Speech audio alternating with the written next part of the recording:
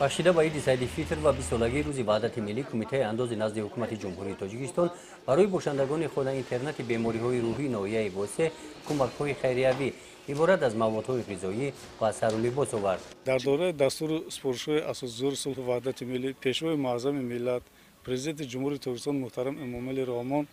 تمام مقامات دولتی در عرفه عیدهای جشنی و سنتی ملی برای دستگیری نمودن قشرهای کمیزات اهالی، بپرستاران، معیوبان و درماندگان که در خانه اینترنت ها جایگیر کرده شدند همیشه دستگیری می نمایند و اینک از جانب کمیته انداز نزد حکومت جمهوری تاجیکستان برای دستگیری نمودن باشندگان خانه اینترنت کسل‌های روحی ناحیه واسه در اندازه 50,000 سومانی مواد تهیه کرده شدند، از جمله موادهای شستشویی، سر لباس زنانه و مردانه، برای سلقه نگاه داشتن اتاقهای باشندگان کاندیسیونرها، برای شستشو نمودن سر لباس آنها ماشین‌های جامه‌شویی، لوازمات روزگار،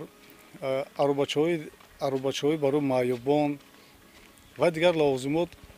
تهیه کرده پیشنهاد کرده شد. اینچنین برای بالیده گرداندن روحی این باشندگان یک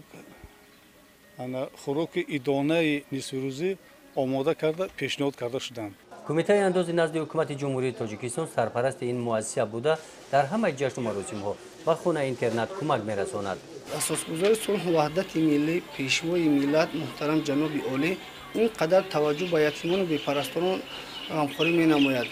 که دستور سپارش‌های اساسگزار صلح و وحدت ملی پیشوای ملت سرپرست مؤسسه دولتی خانه اینترنت بیماران روحی ناحیه واسه کمیته انداز نزد حکومت جمهوری تاجیکستان میباشد که در هر عرفه جشن و مراسم ها کمک بی‌غرضانه خود را رسانیدند که نیز در عرفه عید سنتی و جشن وحدت ملی زیاده از 50,000 سوم کمک خود را رسانیدند. میان‌داری خود را و 120 نفر باشندگان این مؤسسه را با اساسگزار صلح و وحدت ملی پیشوای ملت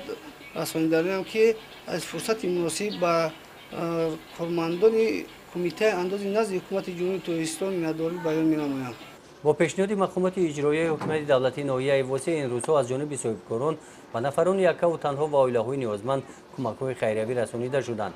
صاحبکار رستم بابایف با 43 نفر ساکنان ناحیه که در قید مرکز خدمت رسانی اجتماعی کمک در خانه هستند با آنها موادهای غذایی آورد. کمک‌های خیریوی از جانب تشکیلات‌های جمعیتی هم به نیازمندان رسانیده شدند. مسئول جامعه ناحیه با 10 عائله نیازمند موادهای غذایی آرد و روان کمک کردند.